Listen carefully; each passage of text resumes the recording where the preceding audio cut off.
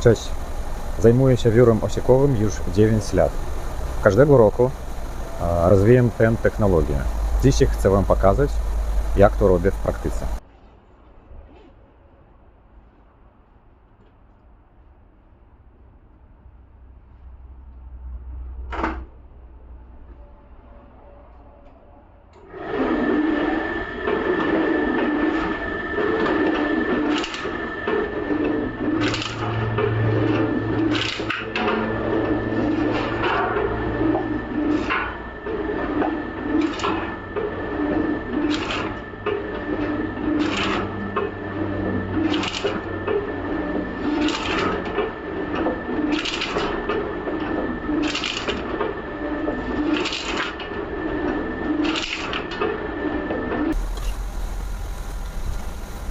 To jest wiór osiekowy.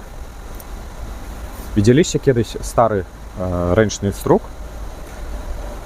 To bardzo podobnego, tylko wiór jest grubszy. Mimo że okna są podcinane, trwałość materiału nie spada. Ten dach działa jak szyszka. Woda po nim po prostu spływa. Takie dachy robię już od 9 lat i żaden dach nie zgnił ani nie przyciekał.